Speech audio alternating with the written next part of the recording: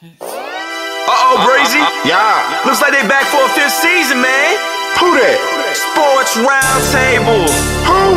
SRT Crew. Whoa. SRT. They got that realness flowing in their DNA. Damn you lame if you ain't tuned to SRT today. HO got that payload when he say so. What you betting on? Don't get mad at me on fantasy. Break up Kyrie LeBron. I be smooth as sports superhero Hancock in the mix. Deal with roll top forever. Real talk, you know who he gon' pick. See where I be with SRT. Beyond the glass, that G Money. They with a strong. I never lose. 6 man a lead. That's J Smooth. All you other sports radio shows is fake news. Believe that. Turn up your radios, cause it's time for SRT Radio. Yeah. What up? It's Sports Roundtable and Happy New Year, the first episode of 2026. Thank you for getting us through 2025, and we're here in 2026 by the good blessing of the man above, Big God. Thank you.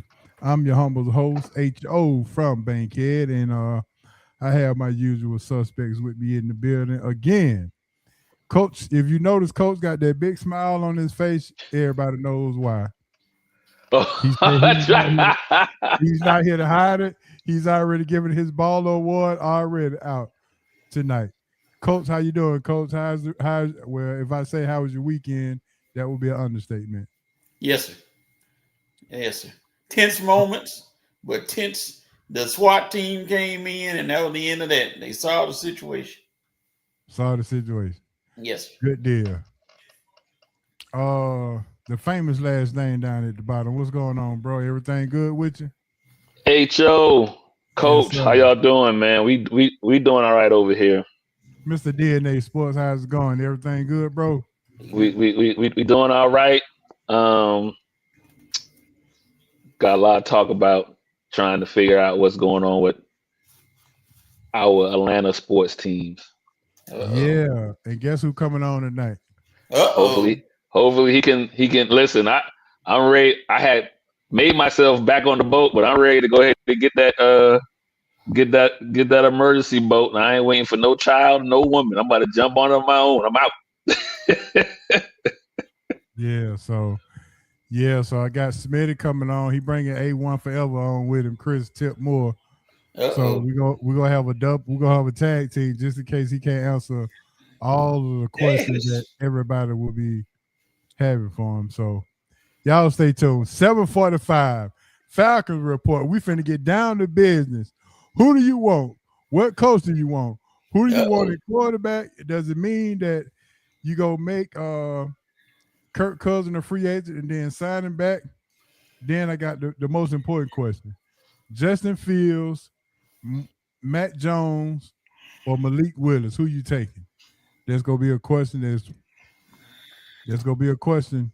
If we're gonna bridge the quarterback situation, those are the only 3 free agents right now that are viable for the situation. So, keyword on free.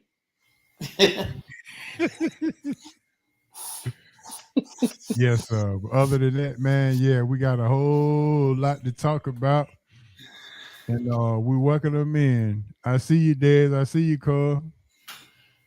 They up in here. Dez, we missed you last week, bro. Yes, sir. We went out with Dez. Dez said Willis would be his choice. So, starting the party off already. Yeah. All right. So, fellas, what you thinking? I don't want to pick the quarterback until I know who the head coach is. Okay.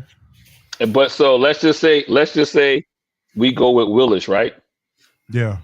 Then he's considered a veteran at this point, right? Yeah. But he's able to. I think Willis might be able to play any coach's style, right? He's mobile, so he would kind of be a Swiss Army knife until we decide to land on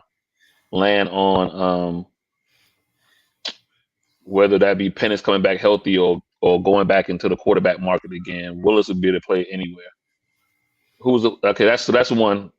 Who was the second person you mentioned? Okay. No, who was okay? Willis is one. Who was the second free agent? Fields, Matt Jones. Fields need to go to CFL. Okay. Yeah.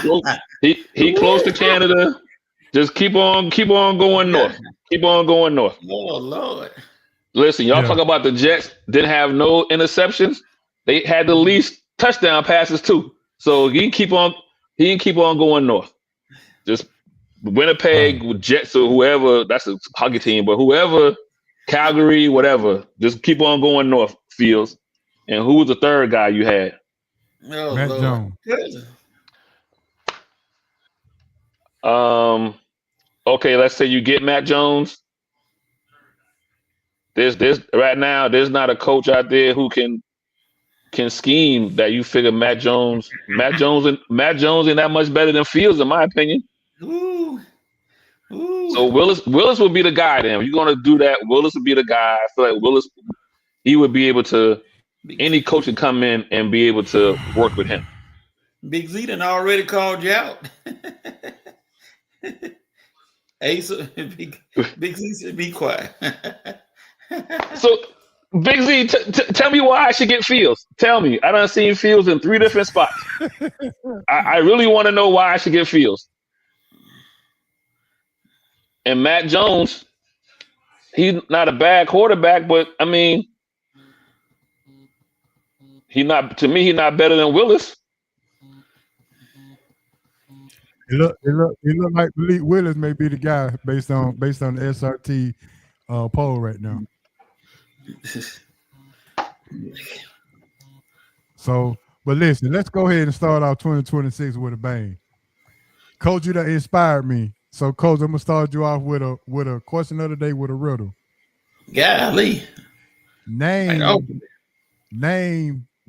the 5 SBS schools that does not have a university in their name. The 5 what? 5 FBS school. FBS schools that does not have university in their name.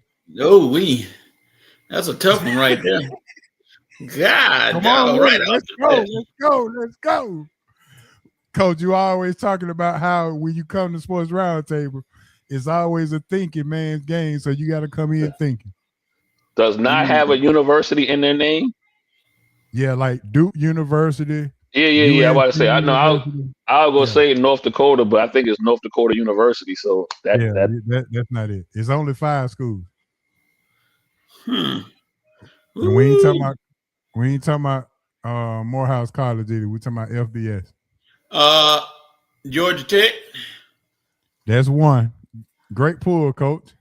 Okay. Anybody in the chat, go ahead and answer the question as well. Shoot. Oh yeah, Boston College.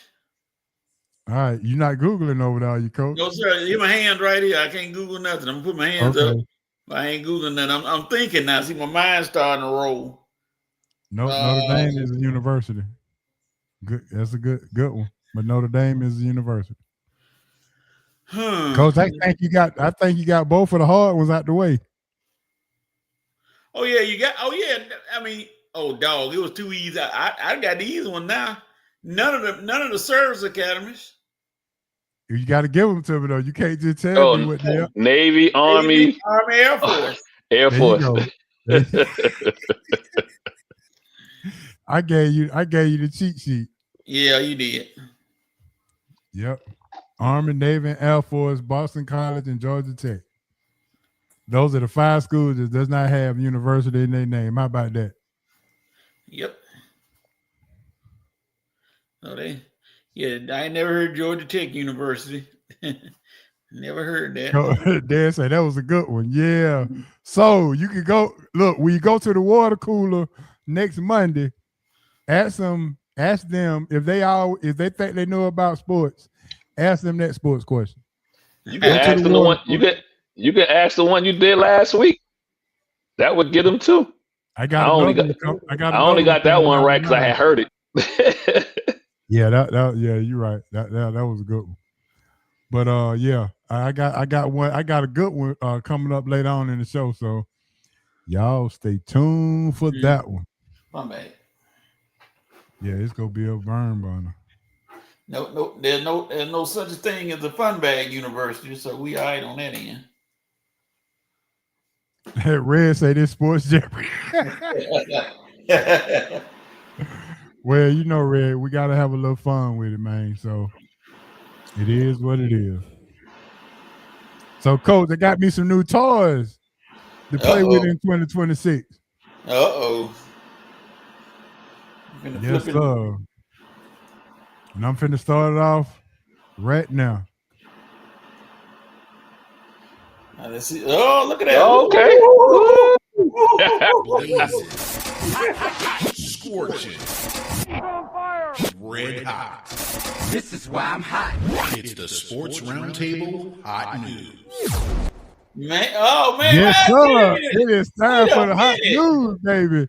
Yeah, man. The hot news sponsored by our good old friends, Big Easy Grill, 1193 Collier Road, Atlanta, Georgia. Big Easy Grill is the place to be. 1193 Collier Road. Go on over to Big Easy Grill and let them know SRT or Sports Roundtable sent you over.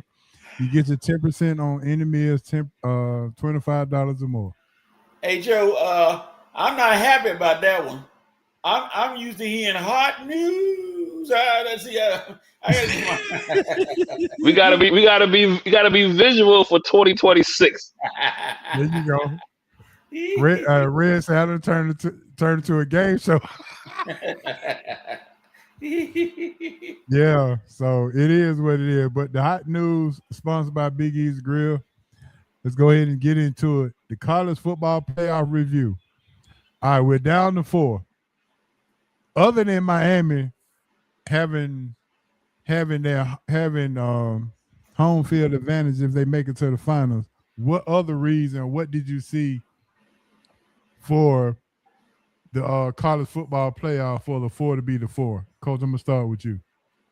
Hey man, I look at a cat like Trinidad Chambliss, and he's the most dangerous quarterback left. I don't care about Mendoza Heisman Trophy. What's his name? Dante Moore. And all those guys. Trinidad Chambliss. Look, you've been mentioning Beck all year, so don't stop mentioning him now. Yeah, Carson Beck from Malaya. I ain't gonna mess with him this time, but Chambliss changes everything once he put that ball in his hand, because he can do one of 3 things. He can run it, he can throw it, or he can give it off to the Lacey. But hey, man, that cat is bad. He done improved his stock, and the NCAA college football better pray that they don't approve his waiver and give him another year where he can come back for Ole Miss and quarterback. He got Lacey already say he coming back, and they got most of their team coming back. So if Chambliss come back another year, you might well start getting the Heisman Trophy campaign ready for him, because they're going to put him right at the top of the list. Okay. Yeah, all the other ones are leaving, so. Is that all you saw? Is your hometown state Ole Miss? And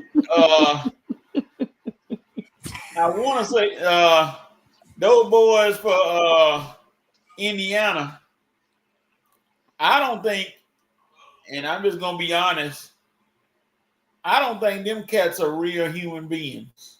They're some androids, because they don't make no mistakes. They don't make no mistakes. They don't commit too many penalties. They play solid football. And it's going to be tough to beat them coming up. So, hey, that's going to be a tough team to beat where they play like that in Signetti.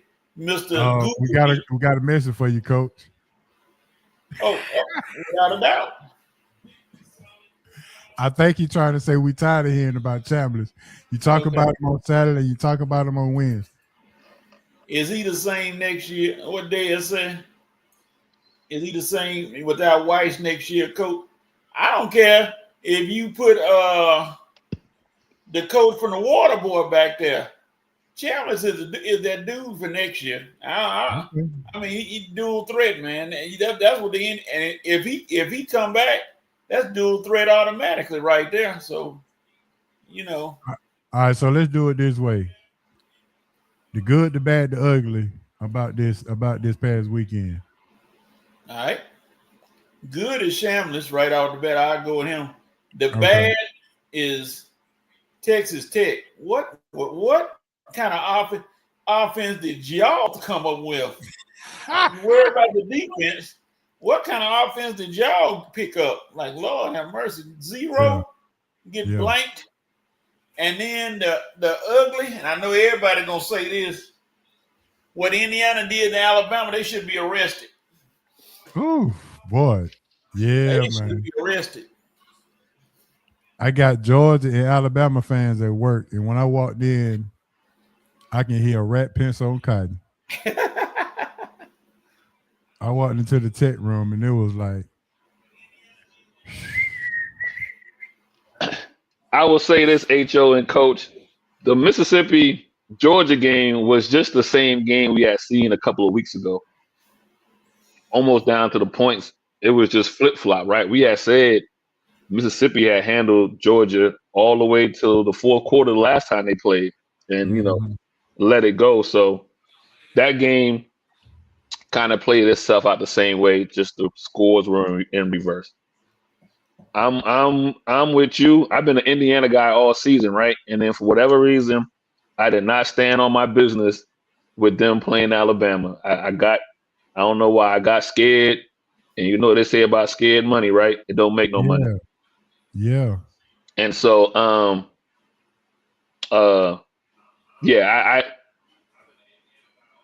I'm not surprised Indiana won. I just didn't think they were going to be out there literally cracking ribs. Like Georgia said, like Coach said, they ain't human. So Nettie was out there feeding red meat. Yeah. He letting them dogs loose.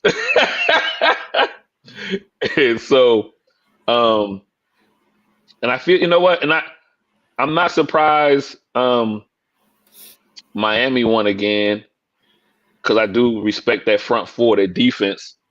But I thought the game would have been a game in which, you would have had to have Beck make some plays, and it didn't turn out that way. So, so it's a good Final Four. It'll be interesting to see if Indiana can do the same thing twice against Oregon. I'm with you, Coach. I thought Texas Tech was going to throw the first punch and then keep on throwing it, and Oregon was like, Oregon was like, nah. I think, in my opinion, because Oregon played Indiana early in the year, they kind of, that kind of had them ready to play a team like Texas Tech, in my opinion. And so, but now we get to see them on a neutral ground and not have to be in the Northwest. We'll see what Indiana can do. That's going to be very interesting. They playing in Atlanta, Oregon, and Indiana. It's real neutral, right? Like that's now Oregon don't travel, so advantage Indiana when it comes to the crowd. Yeah. Indiana about 12-hour drive from to Georgia. And I go, HO, I also go, I think if you just want to ask people in general, even if Indiana not able to get down here, I think most people down here in the South will probably pull for Indiana, because they know who some of the either they know who the players are or they know who the coach is. So I think even the crowd that goes to the game probably will be leaning toward Indiana as well. Even though people know who Lanning is, from Georgia, but I don't think he gets no love since he left. He don't get no love. Not like that, no. All right. Red said that the ugly for him is Texas Tech scoring 0 points. Yeah, man. Horrible. He also said that Texas Tech didn't belong. And Dad said we found out that Indiana was for real last week, but I think Ace, you've been saying they was for real for a long time, right? Yeah, I thought last year in the playoffs the narrative was a little harsh on them. And then when we had was on Coach's show early in the season when they were playing playing Illinois in Champaign, and they put almost 60 up on Illinois. Mm-hmm. So my last question is this: did the NCAA get what they wanted? Because you got 4 teams they got 4 teams. Miami hadn't won a championship in 25 years. The other 3 teams had never won a championship. So did they get the parity right as far as this is concerned? Is this what you wanted to see, or did you want to see the 4 best teams actually fight for a title? I think most people who wanted to see, to answer one of your questions, the 4 best teams, it is what it is, right? I have no problem with these Final 4, right? No problem at all. Okay. But at the same time, I think if you really want to ask somebody with no microphone, they would have either Ohio State or Georgia and Alabama. You know what I mean? They wanted one of them big boys in there, just for the mere fact of traveling. So 3 of the last 4 national champions are not in the Final 4. And that's a good thing. But I think also for money it could be a bad thing. So, Coach, what's your thought on that? That the last time any one of these 4 teams won a championship was 25 years ago. And Michael Irvin needed a therapist because he owns something. Yeah, he's gonna need a pacemaker. He's gonna lose his mind. He's gonna lose his mind hitting the what's the name, hitting the trash cans and everything, and whooping people. I'm glad they got some new people in there. It's about time. I wish it was every year they get new people in there, and they can see and those teams can get a chance to do what they need to do. Yeah, you know they stepped up. You know. Can't argue with none of them because they came out there, they did what they had to do, and that's it. Coach, you got your boy Vince in the building, the VP. Uh-oh. He said Michael Irvin ain't slept with team. I don't even know what a bed is. Hey, if Miami happens to get to the national championship, they're gonna have to in their home field. Oh man! That's Michael Irvin gonna have to get. They'll have to strap him down, right? Michael Irvin was secretly trying to suit up. He was secretly trying to put that number, that number 46. He tried to put that 47 on for sure. Better be careful. That's crazy. Better be careful. He sure will try, and they'll be like, listen, I ain't gonna lie I'm not gonna lie. When he did something and his shirt kind of came up, I said, you know what? The man is still in shape. He's still cut. You gotta, you know what I mean? You gotta give it to him. Yeah, he cut like a pork chop. He need to cut his hair though, looking like Whoopi Goldberg out there. He's looking. That's how he gonna blend in. He gonna put that shortcut 47 jersey on with the belly button out, and everybody don't know. They gonna say that's Mike. Oh man, Vince probably do wear that jersey to sleep. You know what I mean? Well, I think last week Lala was trending. Now Michael Irvin trending on the show. Anybody thinking about Michael Irvin? Hey, well, at this week, when we get to our boy Stop, there's gonna be somebody else trending. I think you already know. Oh Lord. Yeah, boy. Yeah, Mike Irvin is something serious. So, all right. So, out of all the games, out of all of the teams that made it to the Final Four, who is the most scariest team to play? I'm gonna have to go with. You think Indiana coach? I'm about to say I'm gonna go with you. I think. Oh, I'm surprised you say. I mean, Indiana, yeah, complete. I think Indiana's probably the most complete team. They robots. But I'm gonna go with that X factor though, in Ole Miss. That quarterback, he gonna play off script. What was funny, real funny, in the Alabama game, when Alabama lined up for 4th and 2 or 4th and 3, they move. They ain't move. Signetti had that look on his face like, oh, we've been playing this way all game, and you think we're going to jump outside. You must be crazy, DeBoer. We're going to sit there and wait on you to be stupid. Come on, snap the ball or get a penalty. Because we ain't going over. My boys sitting there waiting. They just looking like red meat. Red meat. That's all. There's that Indiana's physicality, and I can agree with that. Yeah, them balls are physical. Yeah, them balls are physical. They put hat in chest. With Mendoza versus Dante Moore, if this the battle of the number 1 overall pick? Yep. Chambliss would be number 1 or 2, but he came on late because he didn't start at the beginning of the year. And these two have been consistent all year. So, yeah, you whoever had the best game pretty much is gonna be the one that goes number 1. And I got a hidden secret that I'm gonna talk to you about, tell y'all that I heard later on. Unless I can say it. No, I ain't gonna say it now. I'm gonna wait.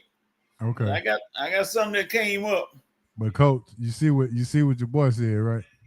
Oh, Chambliss overrated. Actually, I don't know who's gonna say that. Nobody say that. Well, this is my last question before I go to the football to the NFL.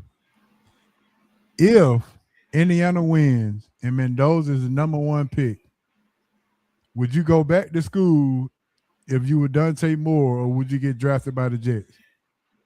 I'm gonna let you see these fingers. Look at this. Back to school. Let me see here. How many fingers you see? 5.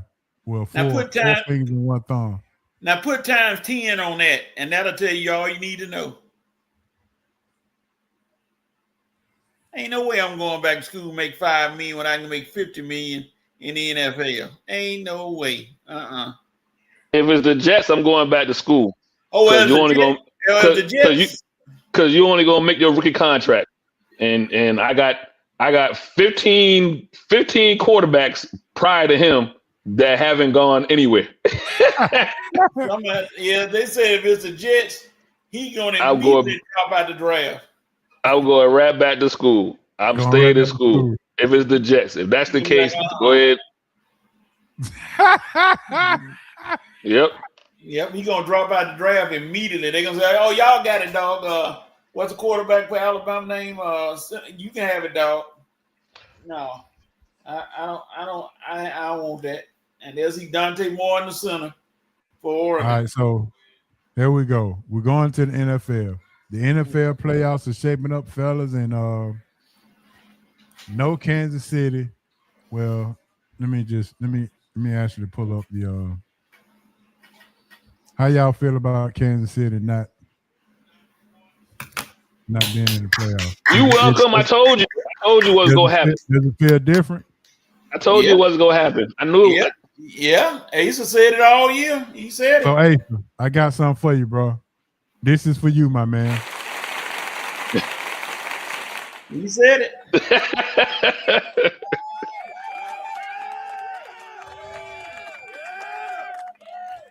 Now, the people in the chat saying, now can you give us the lottery numbers? Oh yeah, I'm gonna give you that cash 3. I'm gonna give you the cash 3. Nah, cash 3 ain't gonna do nothing but give us some gas money. Oh, that's where I gotta start at though. I gotta warm up to the big, you know what I mean? I gotta warm up. Yeah, I feel you.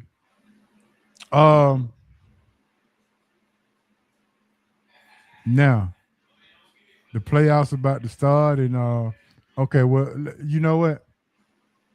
How are we feeling about the playoffs right now? Who do you like? Who you like in the AFC? Who you like in the NFC?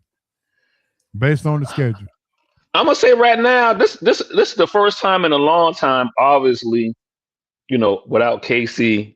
Granted, New England's in there again, but they're a different kind of New England. But this is probably the first time in a long time. I'm gonna go back and say something to you, Ho. You asked early in the season, how do we like not having a clear cut number one team? You know what I mean?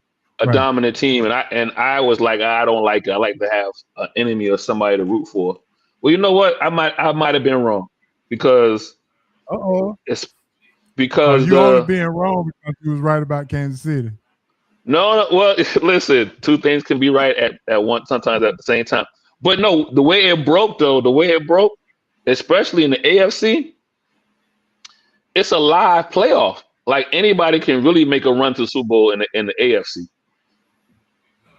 I think it's pretty much live in the NFC as well, but there might be two teams, maybe three teams. I could be like, you know what? I think they can make it. But in the AFC, you can make a legit case for all 7 teams.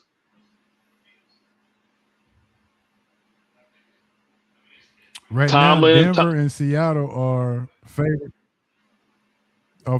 to go to the Super Bowl right now. And I could tell you, Denver is probably going to lose. I think Denver can probably lose because I don't trust Bo Nix enough. Nope. You know what I mean? So the competition, even though they might be playing, every game might go through Denver. I just don't trust. At some point, Bo Nix got to make a 5-yard pass in the flat. Well, let me ask you this then. Based on what we've seen, have we sold any of these teams short based on how they got into the playoff?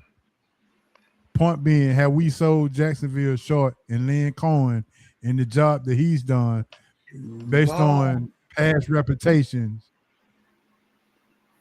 And now that they're here and have a home game, could they possibly be the most scariest team, not just in the NFC, but just the whole league getting into the Super Bowl? I don't think, to your point, yeah, we did show them, we did cut them short. I didn't realize Jacksonville had a top 5 defense. Okay. I knew the offense was decent this year, but I didn't realize I knew the offense was decent, but I didn't realize the defense was as good as they are. And Vince said it. That's why I brought it up. Yeah. Talk to me, Coach. Talk to me about Sunshine and what you got going on with them Jags. He got the right coach. He got the right coach, and Cohen brought him along and got him back. Looked like he was playing at Carrollton for the Purple Hurricanes. He throwing that thing around. I'm like, go ahead on, Sunshine. We gonna see. But if I had to pick a team that I would think that may be in trouble, I'm almost like Asa. I'm going with Denver. I don't trust Denver. Defense. You don't trust Denver, you don't trust Bo Nix. Bo Nix, same thing. Okay. I'm with you, Coach. I don't trust him. I won't put Bo Nix in front of a firing squad this time of year. I don't trust him. I don't think he got what it takes. Red say he got Seattle and Chicago in the NFC. Yeah. I think so. Outside. Go ahead, Coach. I'm sorry. Bo Nix, I got something just for you.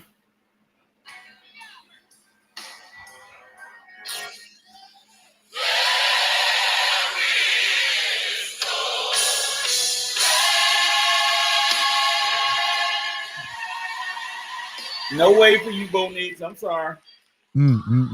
I will say this, Ho. If not Jacksonville, then my next pick would be Houston. And I'm sorry, Coach. I know they're about to play your boys. I know they're about to play your boys.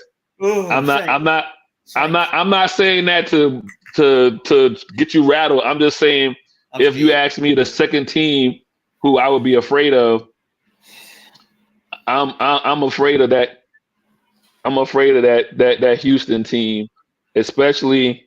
It can play out to where, let's just say Houston beats Pittsburgh, right? Houston gonna get after that young boy in New England, and they gonna get after Herbert. You know what I mean? So I have no problem with them at that level. And then, to Coach's point, let's just say Denver does win. Mm-hmm. I think Denver. I don't see Buffalo or Jacksonville. I mean, Denver got a bye, but I don't see Denver. I don't see Jacksonville or Buffalo going to Denver. For all of y'all who are betting the Fruit Cup, remember Buffalo is 0-8 on the road, dating back to 1993 in the playoffs. See, when you start quoting stats like that, and AZ, you just said Houston. I'm not really. I'm with my team for sure, but people better remember. And I don't know how the luck fell that way for Pittsburgh to be playing on Monday night. Mike Tomlin at home 8-0. He 8-0. 22-3 on Monday night. Oh, overall. My bad. Yeah. Total. Yeah, he don't lose on Monday nights too much. Yeah. Yeah. So why you think they had the game on Monday night though? Good question. I don't know who made that ruling.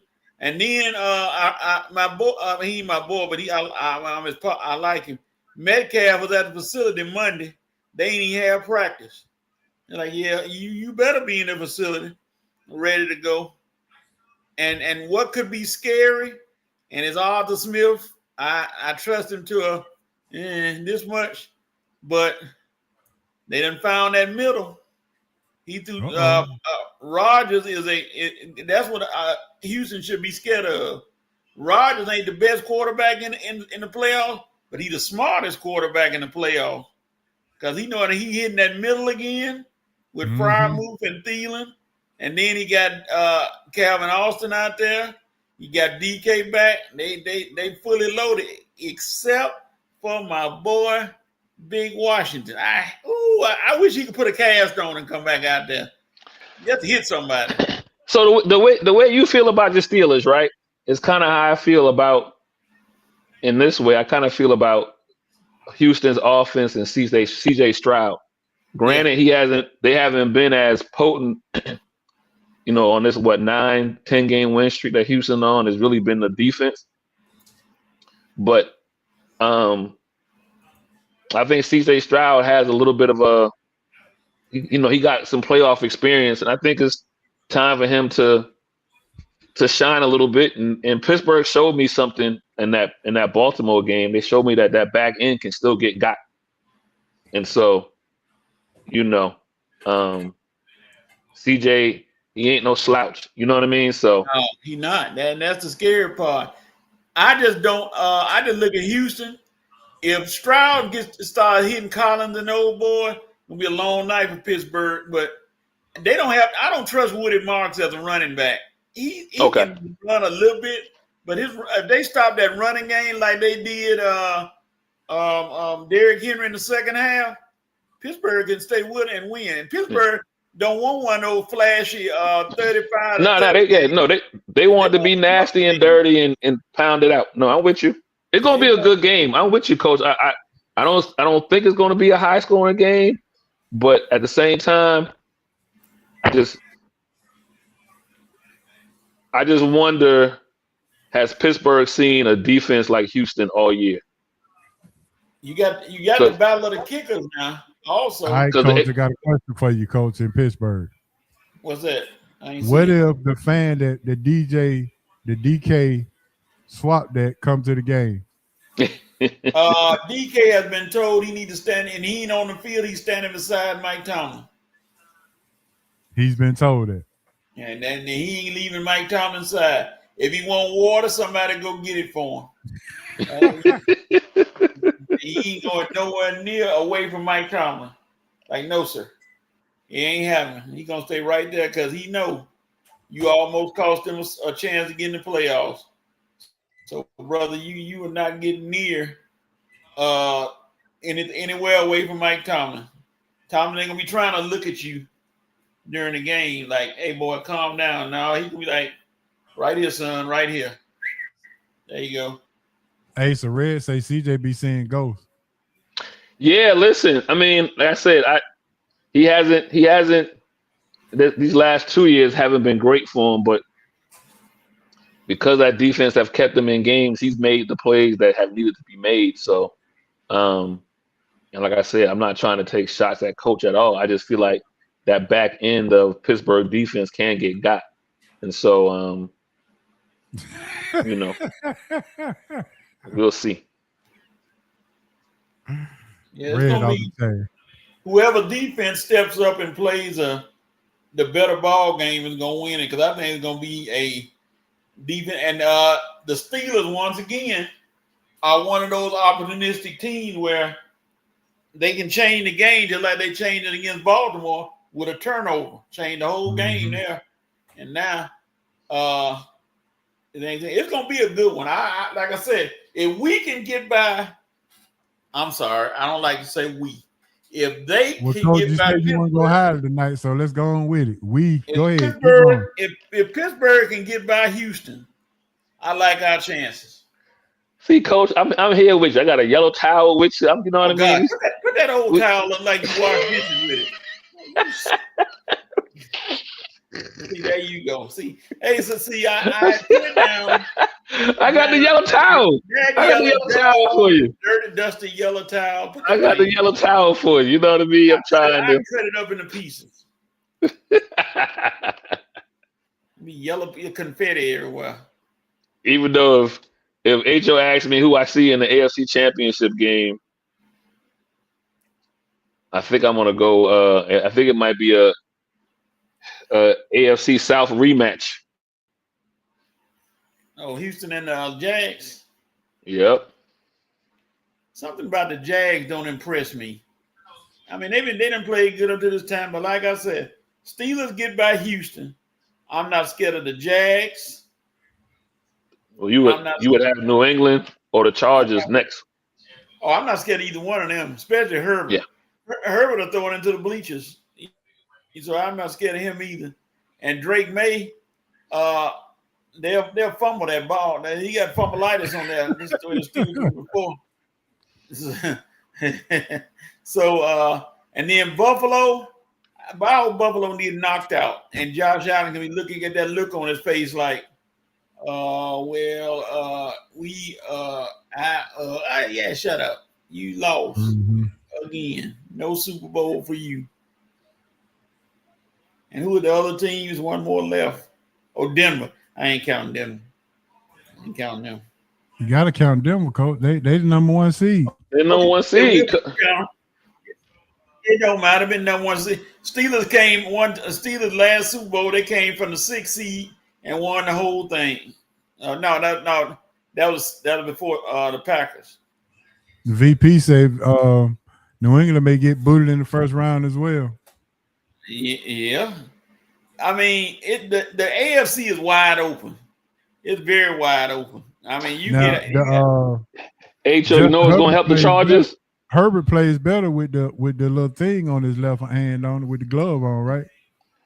Yeah. You know what's going to help the Chargers, HO? They're going to have both Harbaugh boys coaching. See, you know what? I ain't lying. I mean, he gonna give his brother some intel. You know, he gonna give his brother some intel. So he know about variable. He done seen them enough. Yeah. The VP said the AFC is like a and as far as one teacher, one teacher's assistant, and a bunch of kids. Yep. I guess you can say that. Yeah, well, everybody in the NFC, I know the Eagles got something to prove because everybody down in them saying they're not ready, saying their offense is so. Their defense is good, but and Big Z says Seattle has one problem, 2 words: Sam Darnold. Sam Darnold. Mm-hmm. I got so excited about the banner. I forgot all about my little tab down at the bottom. Hot news. See, that's hot news. I think Philadelphia gets caught in the first round too. Think so? I don't like Shanahan personally, but I think he's a better coach than Sirianni. Yeah. I can see that. Sirianni has been surviving. So Seattle may take the whole shebang. Big Z, you going with Seattle? I'm going with the Rams taking the whole thing. The Rams do make get set because the Rams got now. I know what's the name is gonna play. Devontae Adams is gonna be ready, and then you got the best wide receiver in the league. If he ain't the best, he close to it. Old Puka Nuka. That man was garbage. You can catch everything. Minnesota, he showed out. Showing out now. Mm-hmm. All right. All right, man. That's going to end. That's going to end our hot news, as you can tell. Because you know why? It's 7:45. Because it's 7:45, and you know what it is. You know what it is. You know what it is. You know, we had a whole lot of Atlanta stuff going on this weekend. Last Sunday, the quickest yank I ever seen. Arthur Blank say, "I'm so tired of this that you know what? We not even go. We not going to let you out the building. Don't even come back tomorrow. You can get yourself tonight." So, with that being said, we got my main man coming on to let us know what's going on, the ups and downs about what's going on, what's really going on in Flowery Branch. My main man, Smitty Smith, is in the building, ladies and gentlemen. What's up, fam? What's up, Antoine Jannard Smith? Hey, Coach, you close. My middle name Bernard, actually. Oh, close. Got no. There it is. Well, look, Smitty, happy New Year to you. I hope all is well. How's it going? Yeah. I see you represent the ATL, of course, but we done had some news. What's up, Diz? We done had some news. My first question is, Arthur Blank, were you surprised that Arthur Blank pulled the trigger that quick? Nah, I was just waiting on when. I knew it was coming. 2 4+ game losing streaks in one season, nobody can survive that. Then they were, what up, Red? And then on top of that, even last year at 6-3, and then you fall off a cliff. It wasn't gonna get no better. Let's just keep it real. Mm-hmm. But yeah, I was waiting from the time the game ended all the way until it happened, waiting for the news to come because I knew it was coming sooner rather than later. Now, reports from the Bens, I heard that soon as the game was over, the secret security came out to make sure that everybody knew to come on back to Arthur Blank's office so we can go ahead and give you the pink slip. Yeah, I can believe it. Because if you look at the hood and body language in that press conference, Arthur Blank wasn't feeling it no more. So, yeah, I could see that. Okay. Now, were you surprised that both got let go, or you was? I was. Z, what's?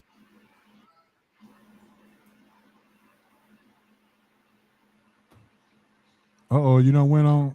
You went out, Smitty. Check your. Can you hear me now? Yeah, oh, there you go. There you go. Okay, I was kind of surprised when it happened that Terry got let go in a way, because I feel like what he's built in Atlanta the last 5 years, they're a contending team, but they just didn't have the right coach. But sometimes you're a casualty of war, and some of the moves that I feel like he should have put his foot down on, like firing Zach Robinson midway through the year. But the only problem with that, you didn't have nobody to call plays. But I just feel like he got slight on hands mainly because he didn't hire either of those head coaches. That was all Arthur Blank and Rich McKay.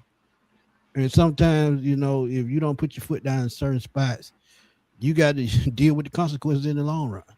So in that aspect, I feel like he got slighted a little bit, but at the same time, they didn't win football games.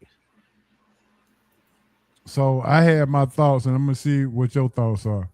Okay. I feel like Raheem lost his job based on keeping Zach Robinson, saying that, opening his big mouth, saying that they was a quarterback away. They signed 2 quarterbacks. Now they don't have 0. Right. And being inconsistent as far as coaching, having to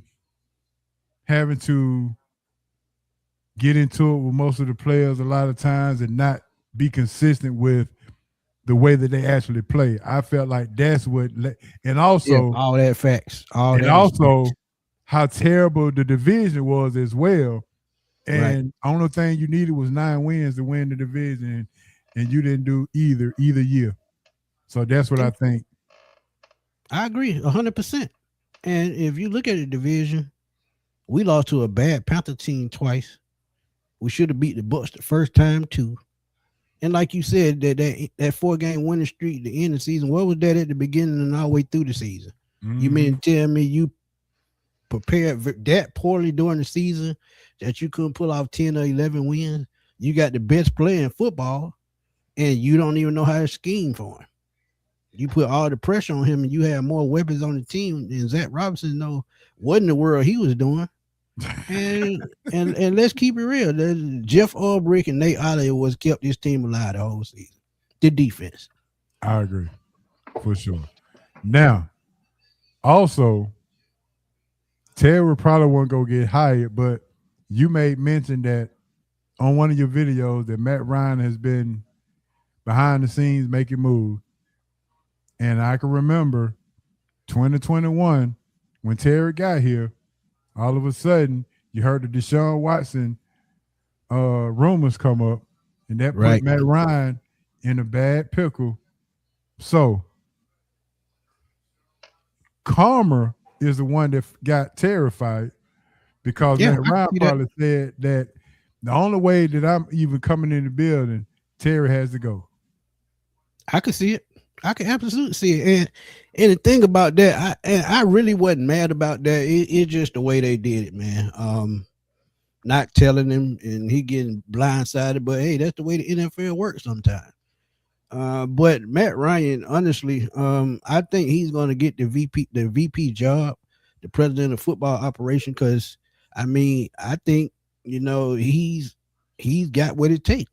He's been working with CBS the last couple of years, so he's learned the in and outs of the game, how to network, you know, how to get information. So it makes sense in the whole. But the only thing is, and I said this in one of my videos, I feel like this is more of a transition as to Josh Blank than Arthur Blank, because you see the move that they're making. They're trying to, you know, break things up the right way, and they're trying to, you know, you'll see whatever kind of coach they hire, you see exactly how they're trying to evolve and get with the times.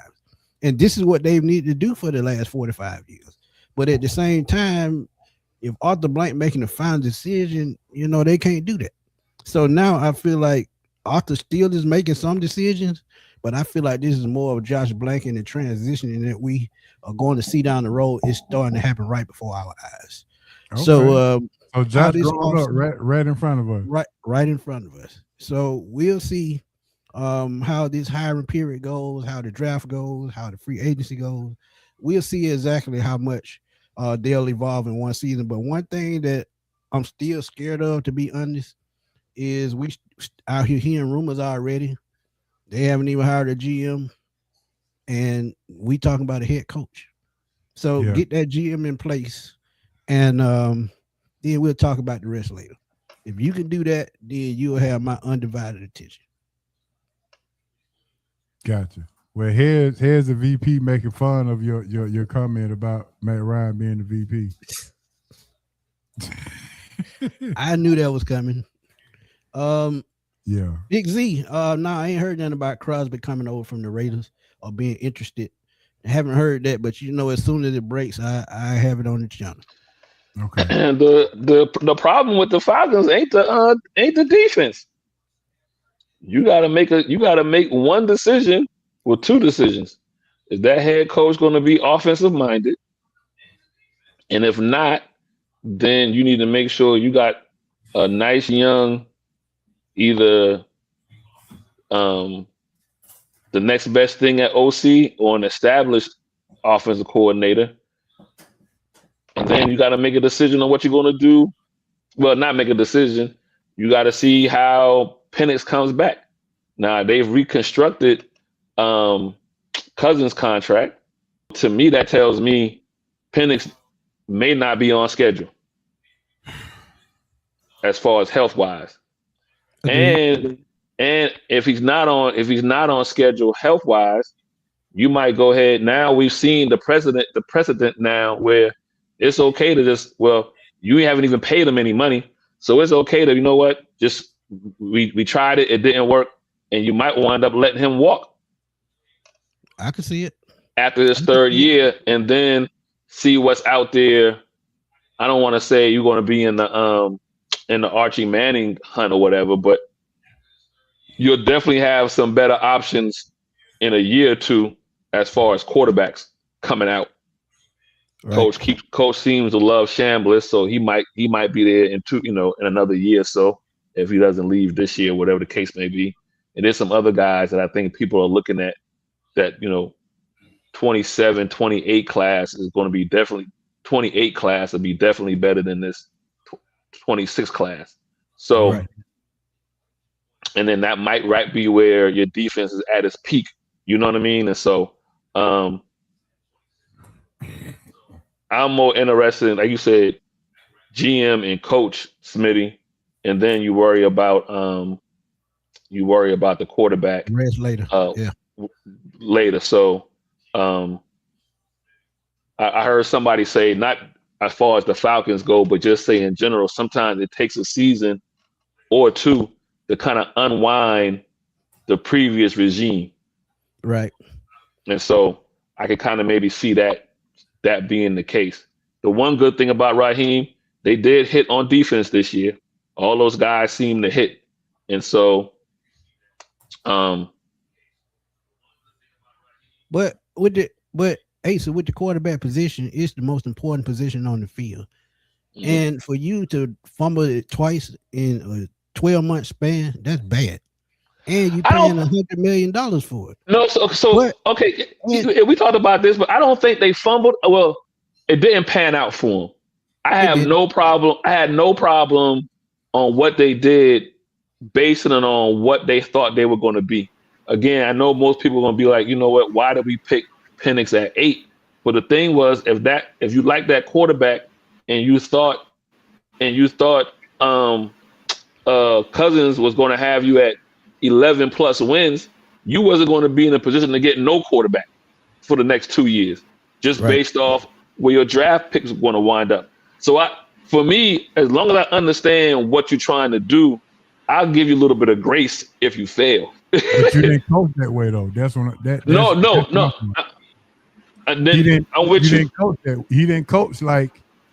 I mean, you didn't put them in a position to win 11 games, so you can bridge it. Yeah, but that's why he fired. Yeah. The plan looks good on paper, but the execution has to look better. Correct.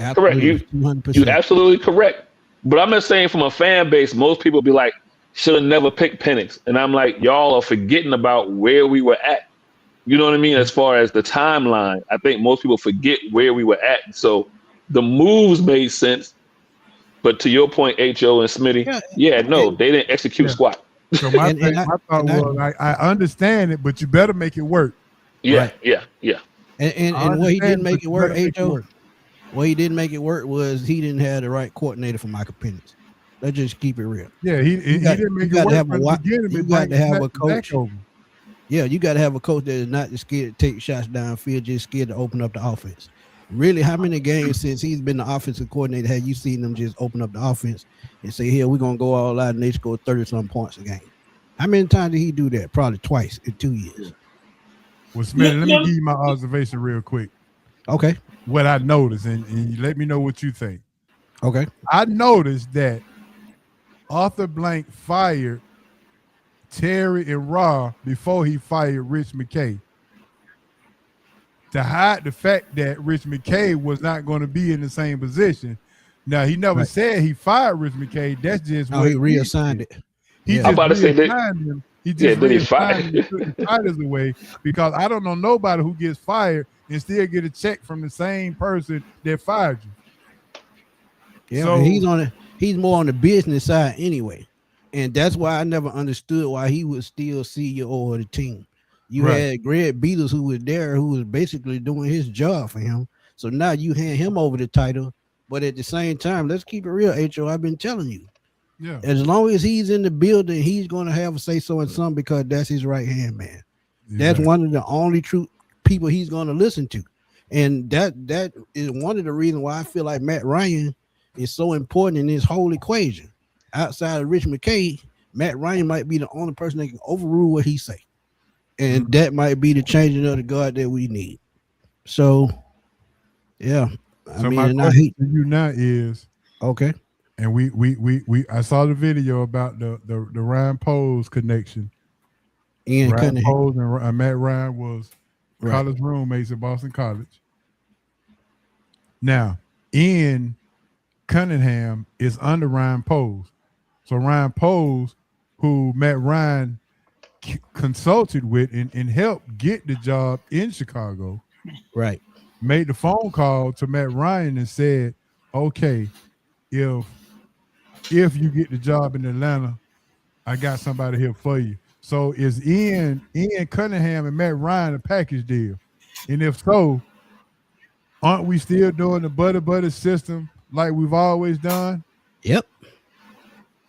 So what has actually changed? That is why I said earlier, and you saw it on one of my videos, till that buddy system leaves, nothing gonna change. And part of that equation is what you just talked about with those two guys. The third part of that equation is Brian Flores, because he was at Boston College as well when Matt Ryan was there. So when you talk about the buddy system, that's the third part of the equation is Brian Flores. So if he became head coach, don't be surprised. Now, we talked about the quarterback position just a little bit earlier, but the only way that Kirk Cousins will stay is if Kevin Stefanski is the coach, because he played up under him in Minnesota. So one thing about it, we might not like it. Whatever this equation turns out to be, it's going to be ties at some point in this connection as to what we do next. And the only thing with that, you better hit on it. That's all I got to say. You better hit on it for sure. Now, my Look next here, question: how do you like Ian Cunningham? He done worked under Ozzie Newsome, He Right. done worked under, Right. Yeah, he done worked under some great people, but he's never been on it by himself. So would he actually be a token guy, or would the upper echelon people would still be making the calls, and he'll just be what Terry Fontenot was? I think he'll just be, he'll just be a person put in place. Because as I said about Matt Ryan, I think he's gonna have more say so than a lot of people think. And they're just really basically groom him to take over, be a GM down the road. So all he has to do is learn the ins and outs. But Ian Cunningham, what makes it, so prominent for him is Ryan Poles worked here in Atlanta for a little while. So there's another connection there. But the way they built the Chicago Bears and the way he's worked up under Ryan Poles the last couple of years, I think it is a good move, but only if you let him make the decisions and do the job that he feel like he can do. Bring in the coach that he wants, that can put together a system that can use the stars that we have. How long those stars will be here is another question. But for what we have right now, bring in a coach, a GM that's going to put a coach in place, and the front office has to let him do his job. And I think what he's learned with Chicago, I think he can do that job. But at the same time, like we just talked about, I just pray those connections just don't get in the way and blind, whatever they're trying to do and make this team successful. Because at the end of the day, you only good as what we say the record show. And that's how the only good Raheem was and Terry was. So just don't make the same mistake twice. Now, is Brian Flores still in contention with the NFL, or has that passed? That's blown over, I think. Sometimes you got live and let die, as they say. But the only way he leaves Minnesota is he getting a coaching job, not a coordinator, but a coaching job. And I think even though people are calling out his name, I really haven't heard much of where he's going to end up. So he could stay in Minnesota, but I feel like Atlanta is one of two teams that I feel like he can take over. The other one may be Pittsburgh if they let Mike Tomlin go. So now to that point. Hold on, Ho. You don't think hold on, Ho, my bad. Hold on. You don't think Baltimore is maybe a landing spot for Flores? That would be an extra spot for him because he's a defensive guy. But I think the way they let John Harbaugh go, they're gonna try to appease Lamar Jackson. Okay. I'm sorry, Ho. I just had that point.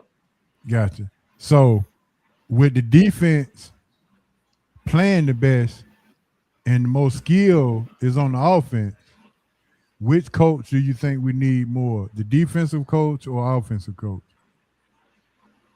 I think you got to go out to the offensive guy and find a way to keep Ulbrich and Nate Ollie in the building. They were the real energy of this team last year. You go out and get a guy such as Stefanski or Clint Kubiak. I think this team picks up right where it left off. And because let's be real, man, Bijan Robinson, he's an all-world talent. He's special. And you're going to have to pay him a lot of money. So if you know you're going to have to pay him a lot of money, put him in a position to win, get your money's worth. Mm-hmm. And if you bring in the right quarterback, whether it's a veteran, whether it's a young guy like a Malik Willis or somebody like that, get an offensive guy that can call plays and draw up a game plan. Because don't get me wrong, you saw when he drew up a decent game plan, how this team was and how they played. All right, before you came on, the first thing I asked the fellas was, out of the free agent quarterbacks, if you're going to bridge it, Malik Willis, Justin Fields, or Matt Jones, who you taking? Ooh, that's a tough question. No, it ain't, Smitty. It ain't. Overwhelmingly, everybody on the SRT, not us, but in the chat, they picked Malik Willis because they say Malik Willis can flourish in no matter what kind of offense, and he's much of a veteran now. Ooh, boy, that's a tough one because I'm looking at Mac Jones. Mac Jones he had Josh McDaniel and Kyle Shanahan. Right. But I think I can give you a better answer when we find out who the coach is going to be, because then we'll know who the offensive coordinator is going to be. Then we can go to that next level of talking about what fits. But if you talk about what fits, no matter what coach you bring in, you talk about Mac Jones all day because he's a West Coast style quarterback. And there's another guy who I told y'all about a couple of weeks ago to look out for. He's a veteran as well. And that's Jimmy Garoppolo. Okay. So you look at those two guys, I feel like they'll be a system fit no matter who you put in place at offensive coordinator, head coach. That sounds like we be trying to go for a top 5 pick. We pick one of them two guys. Well, if Malik Willis, because if you got a West Coast style offense as to what fits their skill set, I think they can put up points. And you add a number 2 receiver as to what you have with Drake London. I don't think Kyle Pitts will be back, but who knows? With Bijan, I mean, you got a 3rd receiver right there. If they build up the offense in the right capacity with the right, game plan, Matt Jones or Jimmy Garoppolo can hold the fort down for a season or 2. Because I'm gonna be real with y'all. You said it earlier, Asa, but I just don't think Michael Penix will be a Falcon too much longer. Only because what if the new coach comes in or the new front office gets together and say, we haven't seen enough to keep him around. It'll be his 4th year by the time he comes back. You don't sign to a 5th-year option, and by the time he'll be a backup because the guy that you put in place as the bridge, what if he's performing to the standard that you want and his team is winning? Then what's the point of bringing Michael Penix back? Well, see, that was my next question. Because if you bring Malik Willis in or Matt Jones, they young enough. If they play well, then you might as well keep them in play, right? Absolutely. And Penix 26, he'll be 27 by the time he comes back. So, I mean, if you keep him as a backup, that's fine. But as a starter, no. Hey, H.O., I know we right about one thing. Ain't nobody say Justin Fields. He might as well go on to Canada. No. You off the chain, Smitty. No. Ain't nobody say Justin Fields. I feel bad for him. Ain't nobody say Justin Fields. Maybe he can go back to Ohio State and coach. And to his defense, I think there's only a few coaches out there that can coach his skill set to help him grow as a quarterback. Andy Reid is one of those guys. You see what he did with Vic. Vic had the same skill set as Justin Fields, but we didn't see the true quarterback in Michael Vick until he got up under Andy Reid, who made him study film, made him study the playbook, and worked with him in and out doing practice, and it worked. So if it's not Andy Reid, I don't know who can do it. Look here, Antoine Capistrano Smith. Let me ask you a question. Who is the de facto? I know they don't have a first round pick. Who do the Falcons pick with their first pick? The de facto person that you think that they gonna get from college, and what position? I think they still need a playmaking wide receiver. And Zachariah Branch out of Georgia, man, he fits that mold perfectly. You have the big body, sure-handed, 50-50 guy in Drake London. But now you need the guy to take the top off the defense, can make the plays on the field, whether it's a screen, whether it's a vertical route, whether it's a post. And I think Zachariah Branch can do that. And you got to remember, he's a guy that also return kicks. So all you got to do is get him the ball in the open field, and you basically got Bijan Robinson at wide receiver. So, Antoine Assassination Smith, look here. You know Georgia don't like wideouts. I mean, I'm not take that back. Atlanta don't like Georgia nothing. Well, I mean, they got Jalen Walton last year, so I mean, it's time for a change. Maybe they'll go 2 years in a row. Take a page out the Eagles playbook. Eagles got coaches though. Yeah. We get the right coach, it could happen. Yeah, I can agree. So with that being said, you got Clint Kubiak, Anthony Weaver. Do you take a swing at Harbaugh since he's out now? They gonna definitely take a swing at him. And I put a video up earlier today. I just feel like New York is just tailor made for him, only because you look at the big media market. You look at the promotion, you look at, the brand deals. After his contract, just living in New York, being in that media market, gonna make him a wealthy man outside of his contract. And he can build that team the way he wants. He has, a young quarterback. He has a solid number one receiver already. He has a astonishing pass rush. So, I mean, he only needs a couple of pieces, and New York is right back to being a playoff team. And he's going to bring in top-notch offensive and defensive coordinators as well. Did you interview Todd Monken then as well? No. I thought about it. I went back and forth with this for about 2 weeks now. I love what he would bring, to the run game and what the Falcons do well and how they're built offensively. But that age is just and it's same with John Harbaugh. Does he even want to be a head coach? I don't think so, because he turned down a couple of spots before he got, to Baltimore. But like I said, the only way you can evolve and catch up with the NFL, you got to go with somebody younger. I love John Harbaugh, love what he would bring, but I say go get a young guy who's up with the times, just like when Philadelphia hired Nick Sirianni. So yeah, I think you go with a young guy for the Falcons at the end. So rank your targets for the Falcons head coach and who you would like for them to take. 1, 2, 3. Clint Kubiak is my top pick, has been for a while. I just done a lot of research on him, and I just love what he brings. You talk about an offensive guy who's, diverse in the offense. He knows how to game plan. Look at what Seattle did with Sam Darnold this year. number one seed in NFC, and part of that is because of him. Number two would probably be Kevin Stefanski, and he's an offensive coordinator as well. I love what he does as far as play calling. Now with Cleveland, he gets a bad rap because I just feel like their front office is trash. I'm gonna keep it honest with y'all. You put him in a front office, that can back him and put the right talent, which I think the Falcons have the right talent right now. I think he can flourish with a Bijan and with a bridge quarterback, a number one receiver, and there are free agent tight ends out here that can come in and do the same thing Kyle Pitts has done. So you put him in the right spot, I think he can flourish. But number three, it's tough for me because y'all talked about Brian Flores. I like Brian Flores, but I feel like if he comes in, there will be no Jeff Ulbrich. I feel like he's going to take over the defense. He's going to do things his way, and I don't think it will work. One thing that I'm hoping out and holding out hope for number three, to keep y'all honest. I already know what happened with the game.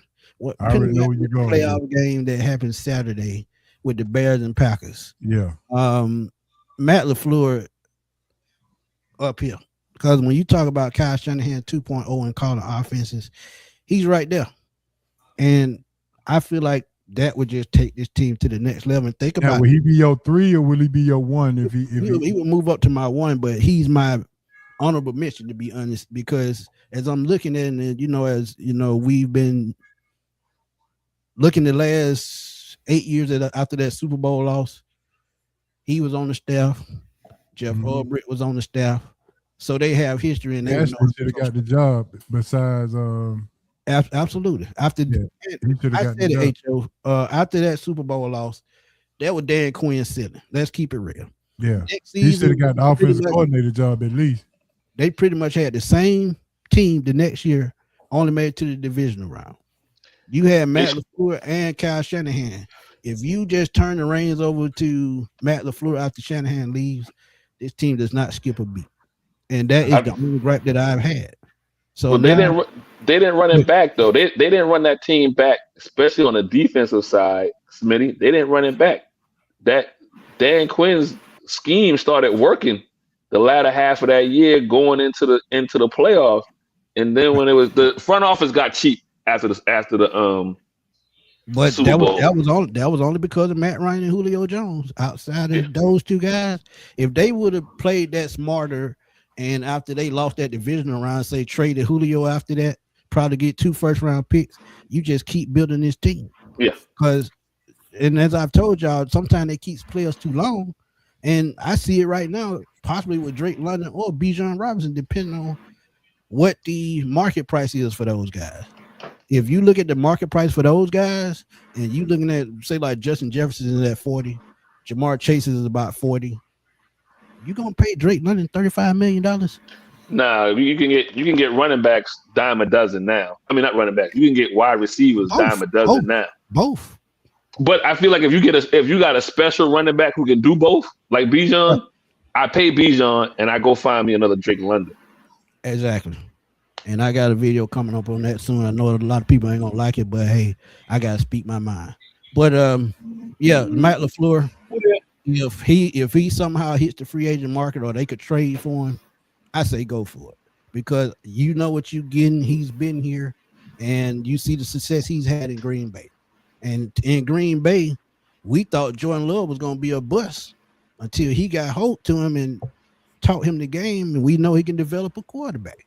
What if we draft a quarterback in the next year or two, and we have to start over? We know Matt LaFleur can come in and do the job to make sure that quarterback get on the right page. Just to ask you a hypothetical, Smitty. Oh, go ahead, Coach. Go ahead. Well, Antoine, tax exemption Smith, let me say this. You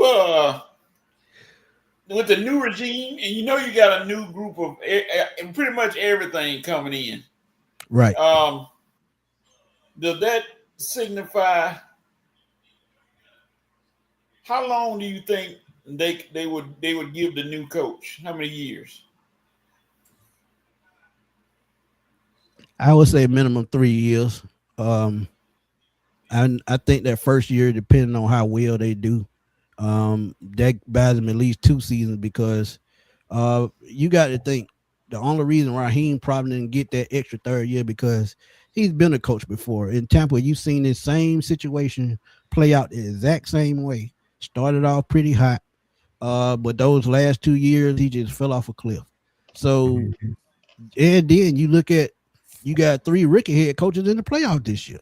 So how can a guy who's been a coach nearly 20 years be out coached by 3 guys that's in the playoffs in their first year with the team, and a couple of them have less talent than the Falcons? So when you look at that equation alone, I think that pretty much sums up his time here. The only way that the younger coach, new coach, gets a 3rd year, I think why he'll get a 3rd year is probably he'll be a young guy or he'll put up a better fight than probably Raheem did. And like I said before, Raheem's undoing his own doing because you put 2 young offensive coordinators around you who never coached at that level before, and you expect them to be a playoff team? No. No. All right, Smitty, my most important question of the night. Does Josh Blank like Matt Ryan? Did he make the phone call to say, I need Matt Ryan in here? He's been around Matt Ryan since he was a kid, of course. I think part of the reason why Matt Ryan came back was Josh Blank. Josh Blank sees the future, and he probably sees a bright future. All he needs is the right person in his corner to help this thing come true. And I think Matt Ryan was the perfect find for the Falcons. And one thing about it, man, when you're switching over, and this is the thing with Jerry Jones, and don't get me wrong, Jerry Jones made a hell of a trade. Probably something I would have did. At some point, man, your way of thinking, it wears off at some point. Some point it gets old, and you need a new voice. And now that the Falcons possibly have a new voice, because if you've been paying attention the last couple of years, Josh Blank has been right there in the draft room when they've been making picks. So he knows what's going on. It's just time for him to slowly take over. And I think, yeah, he was a key part in keeping Matt, in Atlanta. So basically what you're saying, behind the scenes, Josh Blank is pulling, if you pull the curtain back, Josh Blank is the one who's controlling the puppets and getting everything done, because I could see it, yeah. So the transition will be coming up pretty soon here. Arthur Blank is 83 years old. Exactly. And it's time for Josh 44, 37. He's about 38, somewhere in there. Okay. So yeah, he's young enough to understand certain things, and if you get Matt LaFleur, I think he's still young enough, and Clint Kubiak, to be able to relate to Josh Blank. So one of those two. So would you want an experienced coach or a first-time head coach? Because we've been doing this first-time head coach thing for a while now. So what's your take? It almost paid off with Mike Smith and Dan Quinn. But the thing about it, and I keep telling y'all, sometimes when you have a good thing and then you stick your hand in the pot when everything's cooking in the right direction and you throw the taste off, yeah, that's going to happen. So I think a young guy would make sense. First-time guy would make sense only if you let the GM and the coach do their thing. Mm-hmm. I got a hypothetical for you, Smitty. Run it. Let's just say Penix can come back healthy. Does that now change who you're looking at to either be a head coach or OC? Because now you're going to be dealing with Penix and not an old man. That's a great question.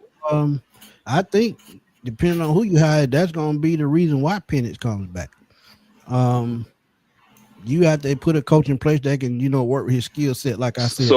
So what I was thinking was, and I think depending on how they're thinking, that may be a key question as to how they get the job. Can you revive Michael Penix and not make us look stupid for making this pick? Well, so here's the person I feel that can do that, and I don't think got enough credit when they were coaching with somebody who won another championship before they walked out the door. Leftwich.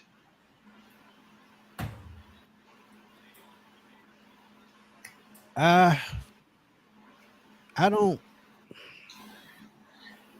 think he got a good rep in Tampa. I know he could call plays because I know Bruce Arians taught him very well. I think he could do the job. As an OC, I'm not talking about a head coach. As an OC. I know he could do the job as an OC, but depending on who they hire, like a Stefanski or like a Clint Kubiak, they may want to call their own. If they hire one of those two guys, those guys are going to wear both hats. I get it. I get it. Okay. Right. But if they wind up going for the title, but they gonna call the play. Yeah, but I mean, the true HO JB point of Gatorade because they the head coach. They gonna call the player. They gonna scheme for everything. They gonna be the key guys in the film room. So, I just feel if they wind up going defensive minded, then you really gotta look at who the OC is, right? And I'm just saying because Penix, to your point, is that how you said it, get somebody in here that won't make us look stupid. But I'm just being real because, let's be real. NFL is ego driven, and they're never going to admit that they made a mistake drafting Michael Penix. So what they going to do? They're going to keep trying to double down. To keep trying to, fit him in somehow until that fifth year comes up, and then you can't do nothing about it. Then it's time, to make a change, but by then it's too late. And they're not going to wait too long this time to say, hey, we made a mistake. We got to get this right. So the best thing to do, going to make that replacement right now. And this is why I said it's doubtful if Penix comes back. Because if they get the right quarterback in place, he'll afterthought. Yeah. Coach, you got any more questions?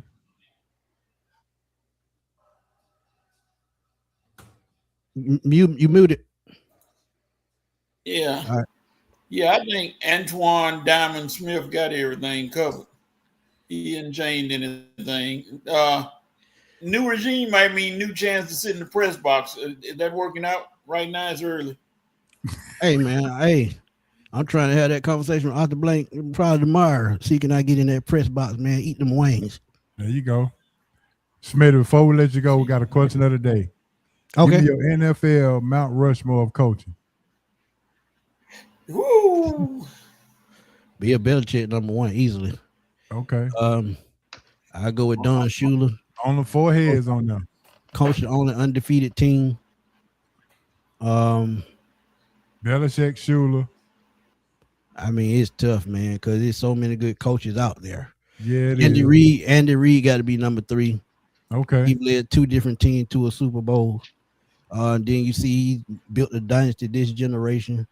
So there's 2 coaches with, 2 different dynasties in Belichick and but number 4 is tough. But I'm gonna go back to my childhood, man. I got to say Bill Walsh. I got to. Bill Walsh was that dude in the 80s. Woo! Smitty, I want you to be around when I tell you my 4, but I want to go last, HO, because I know one of the guys I'm gonna mention, y'all not gonna mention. And I think quietly now you know the rules. You had to see him coach. I did. I know. I'm just saying. You can't be going back to Vince Lombardi. I'm not gonna go back to coach's time. I can't go that far back. I know. And think about this too about Bill Walsh. Yeah. Think about this about Bill Walsh. Think about this with Bill Walsh. What other coach in NFL history has the biggest tree? All of this comes from Bill Walsh. This West Coast offense, all of this comes from Bill Walsh. Well, Coach said Bill Walsh was a thief last week. Now, no. How is he a thief? Huh? Go ahead, Coach. He built the West Coast. Go ahead, Coach. Let him know. Where you get the West Coast offense from, Antoine Jackson Smith? Where you get the West Coast offense from? Was it Paul Brown? Heck no. Oh no. From Mississippi Valley. That's why they drafted Jerry Rice. I think I've heard that story a time or two. But Coach said he was in English class when they was running the offense, so he know. Hey, I can't argue with that. I can't argue with it. But I'm just saying, Coach. Every single I talked about Andy Reid earlier. He came off that Bill Walsh tree out of San Francisco. Yeah, but Smitty, I asked him who ran the best, Bill Walsh or Mississippi Valley. Bill Walsh, easily. There you go. So that killed that right there. Yeah. So yeah, that's my four, man. You can't have a top five without Bill Walsh. The only way I give it to Bill Walsh is because Ballard didn't win a title with it. But Ballard was beating team 86-0 in college with that offense. I don't care. Right. Hey. Mm-hmm. All right, Smitty. Give me your last final thoughts before we let you go, bro. Give me something that you can predict, something that we may not know of, something that we hadn't heard. I just go with the prediction. Okay. I think the Falcons going to go with an offensive-minded guy because they have the best player in the league, and they have something to build on. They have a good defensive coordinator and defensive line coach in place that thrived this year. So I feel like they can have some, good to build on. One thing that I will remind y'all, and I keep saying this, and you saw it probably 2-3 times, I still feel like nobody is safe in the next 2 years. Not Bijan, not Drake, because you got to build a contending team. Mm-hmm. Jerry Jones, to me, he had the balls to make the move to trade Michael Parsons, and look what he got in return. Dallas finna have a hell of a draft the next 2 years with the pieces they already have, and they have their quarterback in place. So look for something like that from the Falcons in the next 2 years. But this year, I think they go with a young guy, and I think they keep building around the young core that they have in Bijan, Jalen Walker, and James Pierce Jr., and Xavier Watts. That's my best take on it. Now, the press conference, the Blank will hold a press conference tomorrow. What should we expect from this press conference tomorrow? For him to talk about the time that they had, with Raheem Morris and Terry Fontenot, probably introduce Matt Ryan, as some part of the Atlanta Falcons front office, and how they will evaluate and go, how they gonna choose their next coach. And I think to be honest, I think we close when it comes to finding the new coach, because like I said, they probably do things the same way and just pick the coach they want, and then we'll worry about GM later. But I think that's a problem. To combat that, Shanahan got hired, then Lynch came in. Andy Reid got hired. He brought his own person in. Right. Down in Jacksonville, Cohen said, I don't like this GM y'all got. Let me bring my own guy in. But now all these coaches that I'm talking about, they winning. Yeah. So that's the difference. But yeah. I got a breaking news, and it's not with the Falcons, it's with college football. Indiana football just got a new person to help fund NIL, Mark Cuban. Oh yeah, for sure. I can believe that. Sirianni ain't going nowhere. He gonna try to become the next Nick Saban. I mean, could you blame him? He came over from James Madison. I mean, they were a football team powerhouse. That means he ain't going nowhere. Yeah. So the Las Vegas Raiders, they can forget trying to get Sinetti and Mendoza at the same time. So that just went out the window. Yeah, that got that. They got that. I think Tom Brady gonna have the power to pull in the coach that he wants. So I feel like they'll end up with somebody decent. Yeah, I'm sure. All right, last but not least, does Mike Ryan do this full time, or he go split the job up? He can't. He going all in once he gets hired by the Falcons. No more CBS. No more CBS. Nope. All right, good deal. All right, Smitty, man, we appreciate it. We got a roll. We got a round table and some fun bags to get to, man. So okay, we really appreciate it. Coach, you wanna tell Antoine and whatever his middle name is this time? Goodbye. Well, I mean, I'm gonna let Antoine Dynamite Smitty go on about his business because he provided us with, as always, with excellent information that you don't get anywhere else on the national spotlight or out of the liquor store. So information you ain't gonna see everywhere. So hey, you gotta listen to them. All right, Smith, let them know what YouTube channel and how to find you on Twitter because you got it burning. Hey man, you know it. Find me at Fatboy Slam_21, FATBOI SLM_21. Also find me on Smitty Sports Machine at as I'm giving breaking news, giving my thoughts on what's going on. But we talked about Michael Penix a little bit in this video. 680 the fan talked about it. I'm gonna give my honest opinion on it. It's dropping tomorrow, so y'all please check it out. My man, Smith, appreciate it, bro. Fact report in the house. Appreciate y'all. All right, bro. See you soon, bro. No doubt. For sure. There it is, my main man, Antoine Smitty Smith. All right, man. Yes, sir. As I continue to play with my toys over here. Uh-oh. Yes, sir. The roundtable discussion. What are we talking about? Yes, sir. The roundtable discussion. And we're here sponsored by Bo Bell Basketball. We're about to go ahead and get into this roundtable discussion as we are about to hit off on the question of the day, your Mount Rushmore of NFL coaches. But before we do that, I have a great trivia question sort of for you, Coach. As you always say, you come to Sports Roundtable to learn something. Name me the franchise that drafted 2 NFL Hall of Fame quarterbacks in the same year. Oh boy. Yeah. God. I'm already lost. In the same year? They drafted him? Drafted them in the same year. Both Hall of Famers.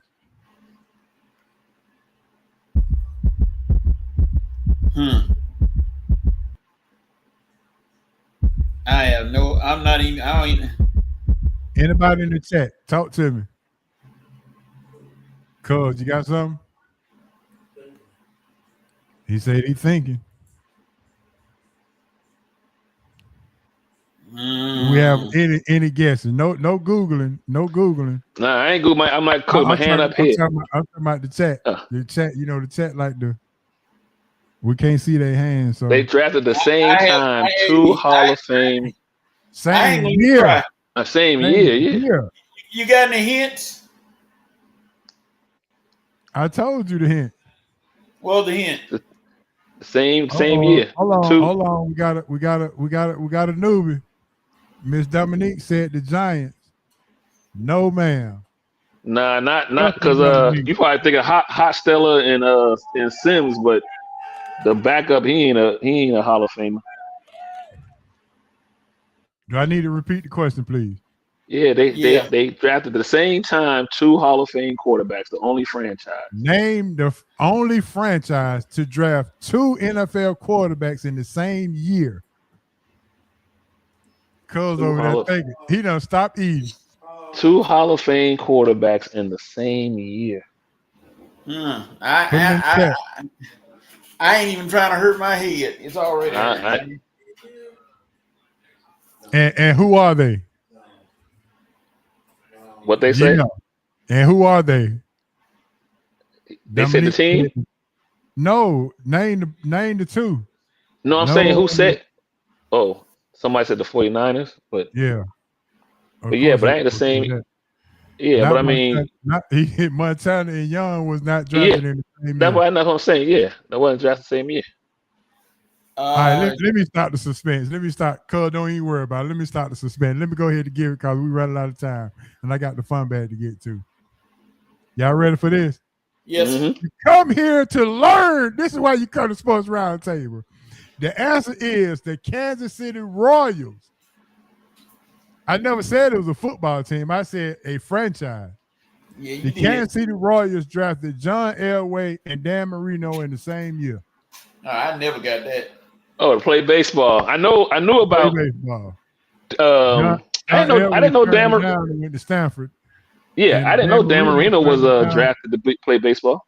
And Dan Marino turned out. Yeah, Dan Marino was the catcher. Okay.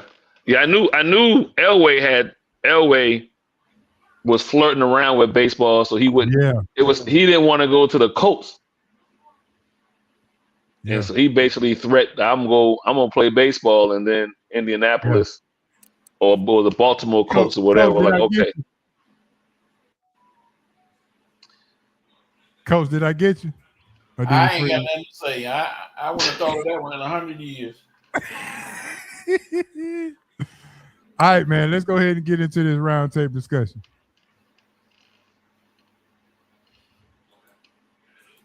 I hope Coach ain't mad at me because of that.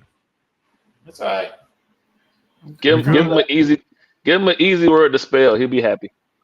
See, here we go. Right. Real quick. Let's at least do ballers and busters right quick. Yeah. Yeah, let's do ballers and busters. Yes, sir. Vince, 1979.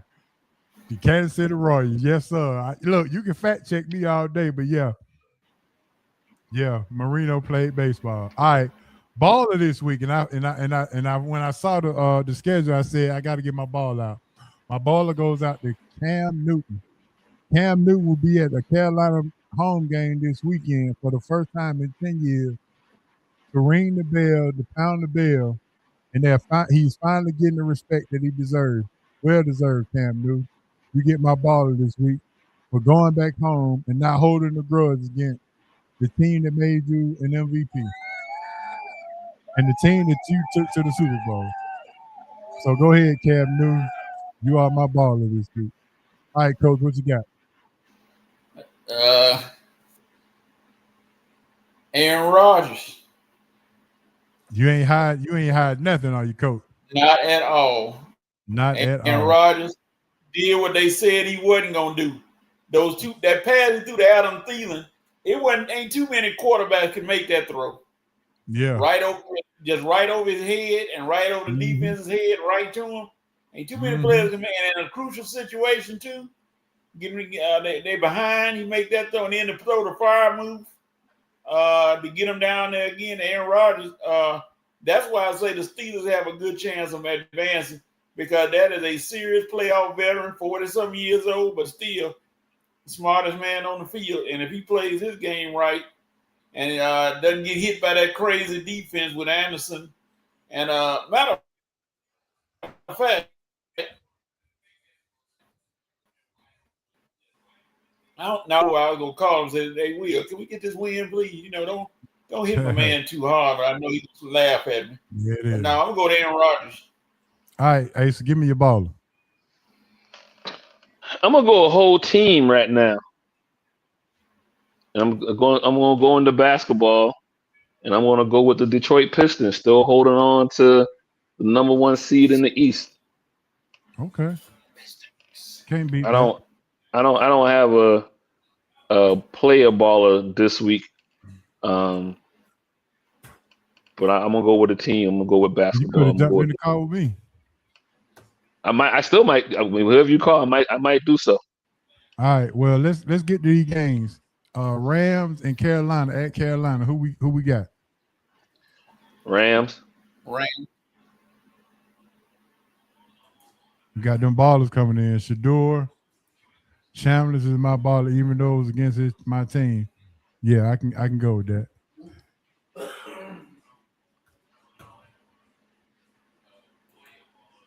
Okay, Trinidad finishing off Kirby. All right, so we're going Rams and Rams, right? Yeah. Houston, Pittsburgh. We're going across. At Pittsburgh. Houston. Uh-oh. Colt finished shanking. I know he is. I warned him earlier. What's up, Mr. Bankhead? Bankhead is in the building. What's up, Mr. Bankhead? What's happening? Hey, Coach. I told you, Coach, I wasn't gonna go against you just to be going against you. I just don't know I don't know if Pittsburgh gonna be able to hold up with that defensive line pressure. Remember, they ain't lost on Monday night now. I get you. All good things come to an end. Unknown fact. Well, ain't unknown. Houston's offensive line is one of the worst offensive lines in the NFL. VP said the Panthers for the upset. Whoa. I don't think we're doing busters this week because we're running out of time. My homeboy Darius from Bankhead, he said Houston go win. All right, let's get on back on the other side. San Francisco Eagles. Eagles at home. San Fran. Y'all disagreeing again? Yes. Okay. Coach, you saying Eagles? Yes, sir. All right. Buffalo Jaguars. Buffalo. I think this unanimous. I think Jags will win this one. Jaguars. Buffalo. Coach, you do know they 0-8 on the road in the playoffs. It's okay. Now, what did Asa say at the beginning? Stuff made to be broken. Yeah, good things come to an end. Chicago, Green Bay at Chicago. Ooh, this is a hard one. Green Bay.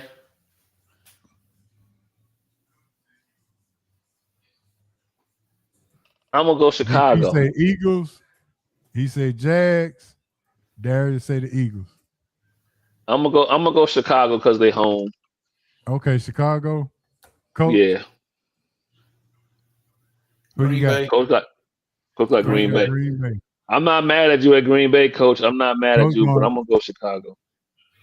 Big Z going Chicago. Yes, sir. Okay. Yeah, I'm going Chicago because Miss Dominique, she's a Bears fan, so we're going Chicago. All right. The Chargers against New England at New England. New England. New England. Everybody saying New England?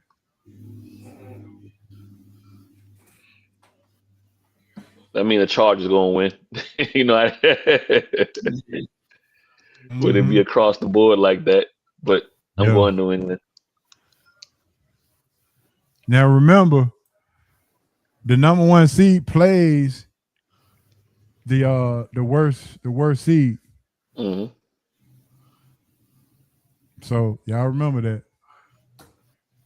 Just as a reminder. I think Denver would like to see New England and not the other way around. Well, no, it doesn't matter. Whoever the other games still matter too. VP says. No. Yeah, that's true. That ain't right. Yeah, that ain't right. He gonna have his brother on the road as a consultant.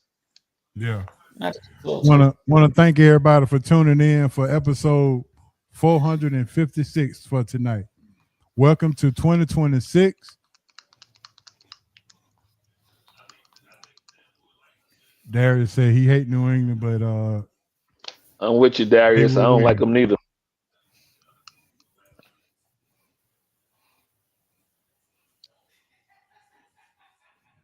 All right, Coach, it's 8:48.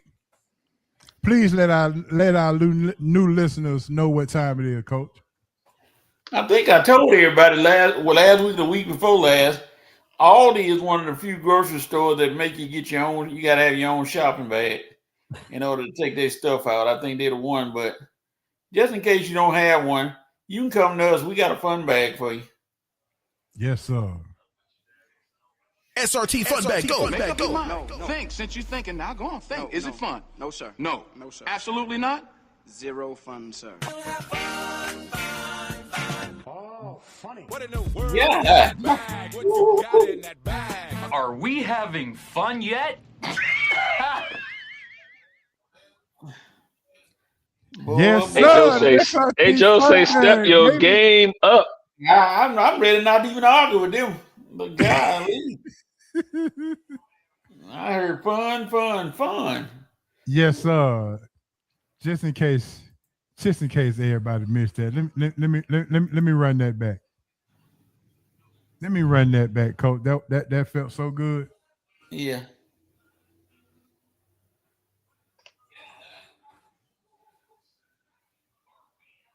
SRT Fun Bag, go. Make up your mind. No. Think. Since you're thinking, now go on. Think. Is it fun? No, sir. No. No, sir. Absolutely not?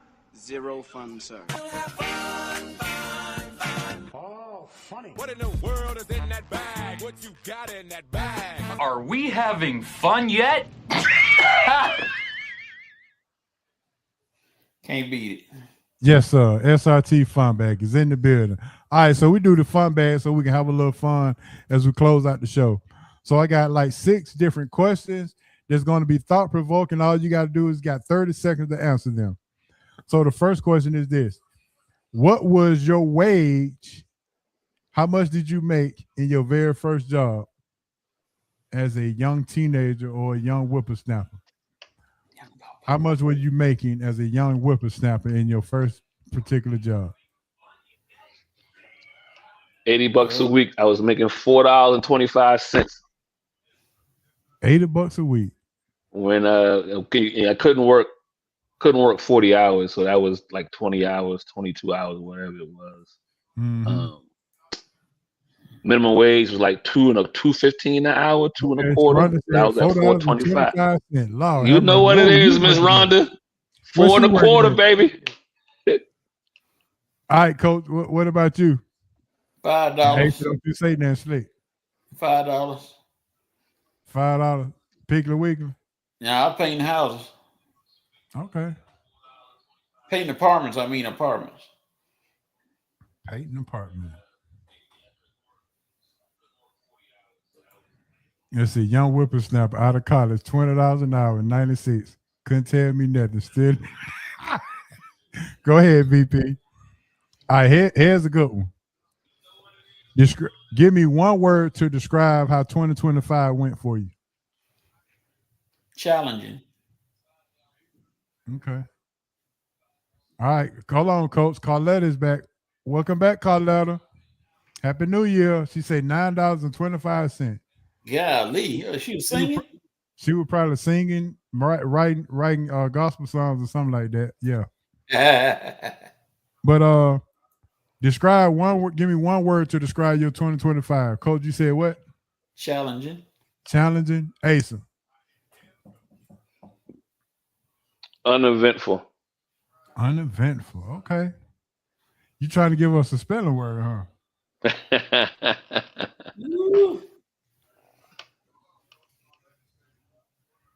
Question number 3.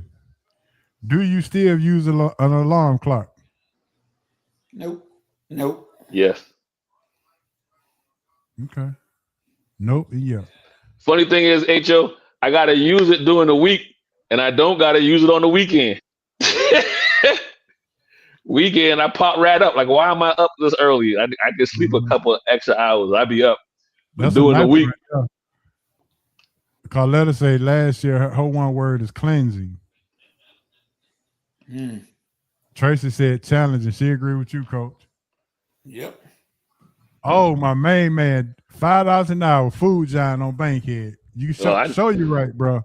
I know what food giant was. They were food giant did. They had another food giant over there off of Campbellton, didn't they? VP said he uses alarm clock on his phone, so it doesn't count. Oh, that's what I'm talking about too. The phone, yeah, the phone alarm, yeah. Yeah, but I'm talking about a regular alarm clock. No. Talking about the old school with that match the the one that you got snooze on now. Yeah. No, nah. Yeah, that's not you using an alarm. I'm saying an alarm clock. You using an alarm clock. Okay. Nah. All right. We on the phone. So this is a question that somebody had asked me, and I'm gonna ask y'all. What's the fastest you ever driven a car? 100. All right, Coach. You didn't get no ticket?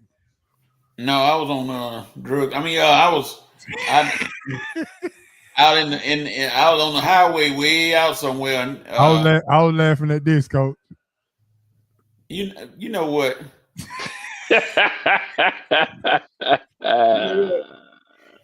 Eventually, Vincent, Mr. VP, you gonna see this eventually. Okay. It's gonna be right in your face. Dan say he done got it up to 120 before. All right, Asa, what about you? 125. God, what were you in? He was at the On University. 20. On 20 No, between. What were you driving? Oh, to get up there high. The A4. Oh, you was in the Audi. Yeah. Yeah. They still make them. Yeah. They still make them. Believe it or not. Yeah.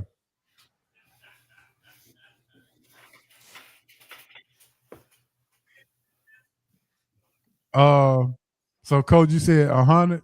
I'm gonna go with 8. I done did 85, but my highs was 85.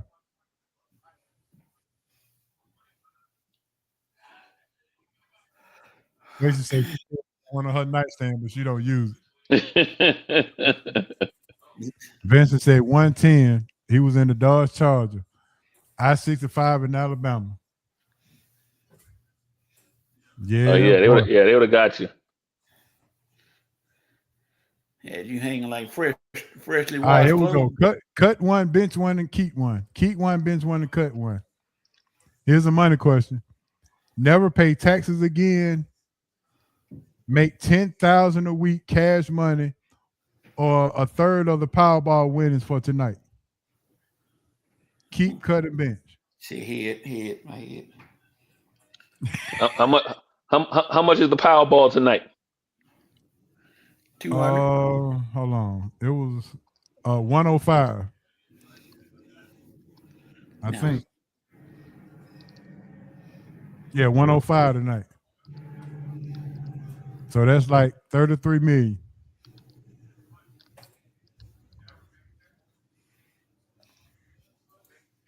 Keep 33 million. Bench no taxes. And what's the other one? 10,000 a week. Cash, yeah, 10,000 a week cash. Yeah, I'm gonna give me that 33. Yeah, there's just a keep, bench, and cut. You going 135 in the Datsun? Cuz say he was going 135 in the 280Z. Oh yeah, they got up there. Yeah, they were getting it. Give me your keep, bench, and cut, Asa. Oh, give me the third. Give me the third of the Powerball.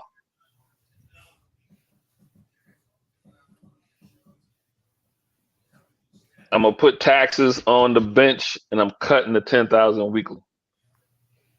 Okay. Everybody cutting the cash, huh? Mm-hmm. Yeah, some people just like that cash money, but all right. All right, here we go. Another keep, bench, and cut. All right, hold on. Vincent said, keep the third, bench no taxes, and cut the third. Yeah, everybody saying the same thing. That's about as easy as it can get, right? Mm-hmm. All right, what would you invest in? Keep, bench, and cut. A laundromat, a car wash, or a car lot?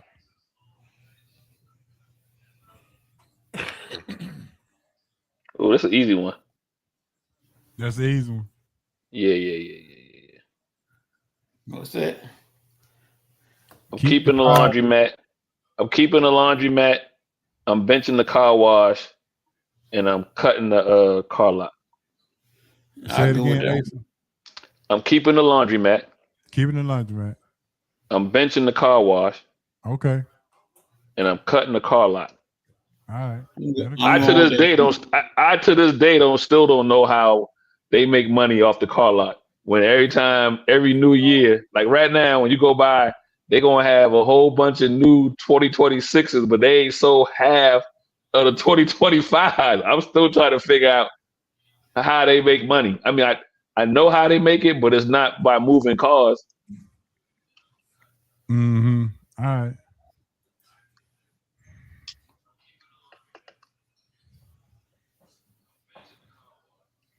Let's see. Sharonda said, keep the That laundromat ain't nothing but pure money, baby. Yeah. Quarters on quarters on quarters, and then don't have a little laundromat attached to it. I mean, a dry cleaner attached to it. Everybody keeping the laundromat, huh? The laundromat is money, huh? Yeah, listen, yep. Yeah, Vince. I don't know. Everybody ain't sleeping on the laundromat, Vince. That's what seemed to be getting everything. All right, here we go. The last keep, bench, and cut. free education right now. Free health care. And last, no utility bills. Keep, bench, and cut. Free health care, no utility bills, bench, and free education. I got all the education I need. Okay. Got all the education you need, Coach. That's pretty much as far as I'm going. There you go. Keeping the free health care, benching the no utility, and cutting the education. You got all the education you need? Nah, I also know I don't got it. I'm assuming you're saying the free education as far as like college.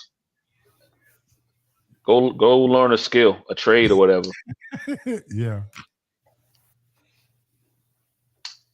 Everybody saying the same exact thing. Free healthcare, bench the no utilities, and cut the education. Yeah, because they lied to us about education. They said if you got the grades and did this, you would get this. Oh, you failed for that. Yeah, I did. Vince said he's smart enough, so cut the education. All right. You got 60 days to eat at one restaurant for $25,000. Which restaurant you eating at? You got to eat that. You got to eat that every day for 60 days. Where are we going? Going Longhorns, baby. Golden Corral. Oh, hey, that's a good one. Switch it up. Yeah. I was saying Longhorns because you can get chicken at Longhorns, you can get fish at Longhorns, or you can get steak at Longhorn. All right. Coach, you going Golden Corral? Coach got the good one, though. Golden Corral. You got the good one, Coach. All right. Big Z said he keep education, benching health, and cutting the utilities. All right.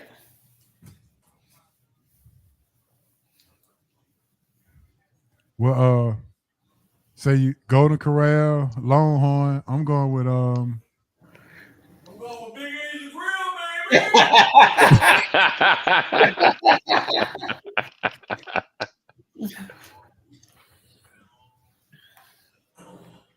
That's a carnivore diet. Yeah, I think I'll do Cheesecake Factory. They got seafood, Italian, and American food. So I'm going with the Cheesecake Factory. My man said he going to Arby's where they got the meats. He going carnivore. Golden Corral got breakfast and lunch. I can eat. I can have good. Yeah. Coach, you might have won that one, Coach. Yeah, Golden Corral got everything. Yeah, unlimited dessert. Yes. Yeah. The ice cream machine be popping. Just give me a bed. That's all I need. I'll be all right. Just give me a bed. I'll wake up in the morning. That room in the back. Good for 60 days. They got seafood and steak. Good for 60 days. Yep. All right, Coach. You notice I said Coach and not Asa, but spell preliminary. Preliminary. Oh yeah, I know how to spell that. Okay. PRELIMINARY. There you go. Yeah. I was waiting on Carletta to beat you to it. She was coming. She confirms it. That's, you know what I mean? Oh yeah, that's right. She confirms. Coach spells it, and then she confirms it. Well, she didn't. Look at that. There you go. Rhonda did. Oh, Miss Rhonda confirmed it. Yeah. All right, Coach. You are correct. So we right this time. How did you like my fun bag segment bumper? Oh, look at Vince.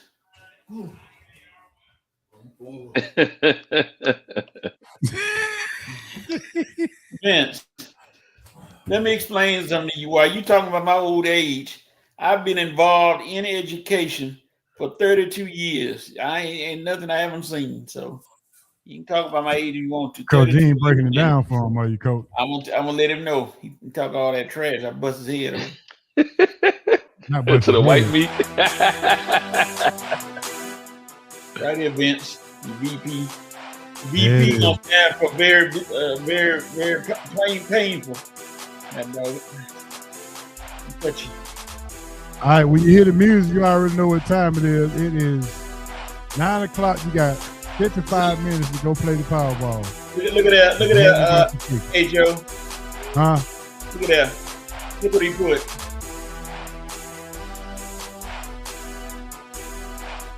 Oh, yeah. Methuselah, dang. That should have been the spell word. Spell Methuselah. Yeah. Hey, man, I want to shout out everybody who tuned in. Shout out to Asa and Coach, man, for continuing to ride with me all the way into 2026, man. Thanks for Smitty coming through. Appreciate Smitty coming through, dropping that NFL football knowledge about the Falcons. Now we have some idea of which way they want to go. They want to go young, and we learned tonight that Josh Blank, Arthur's son, is behind the scenes pulling the strings. So, yep. Yes, sir, man. We really appreciate that, Smitty. Thanks for everybody tuned in. Anybody who was new, thank you. Make sure you like and subscribe. And make sure you tell a friend about Sports Roundtable. We are all the way here on Hump Day. We get you over the hump in the middle of the week. So make sure you tell a friend to tell a friend. That's all I got. All right, Coach, what you got? Thank you for everybody for joining us tonight. Thank you for my boys. Shout out to the Red and Real Sports Show with Rev and Red coming on every Saturday from 10:30 until, when things, we went 3 hours last time, maybe more than 3 hours. I was on. Yes, sir. I was on there too. Yep. Thank you for everybody that joined us tonight. Thank you for coming out. We hope to see y'all next week. Same bat time, same bat channel. Yeah, it is. All right, Ace, give me some.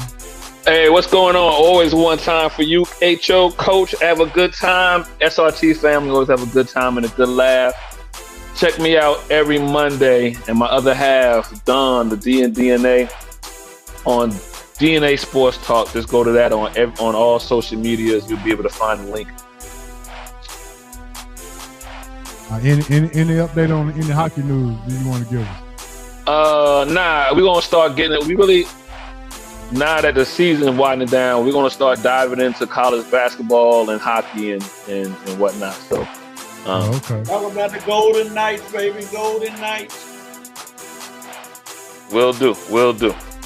Yes, sir. Listen, thanks for everybody joining us on our first episode in 2026, episode 456, all time. And like I told you, I got a little some bells to play with. G Money hooked me up. He came in and put up some sound in, and boy. Yes, no, we gotta give G Money official Ballers of the Week next week then. Yeah, we gotta get G Money Ballers of the Week next week for sure, man. Cause yes. Yeah, he hooked it up. He gave me the sound and the banner. He said, "Here you go, sir. This is what you've been asking for. Here you go. Start your 2026 out pretty good." All right, with that being said, for HO, myself, Coach, Asa, Hancock, D. Will, my main man, Smitty, Deshaun Tate, we're going to have him on pretty soon talking college basketball. And everybody who's tuned in tonight, man, this is Sports Roundtable, RIP Mops and RIP DC. And we go to holler y'all next week. This is SRT. We out. Peace.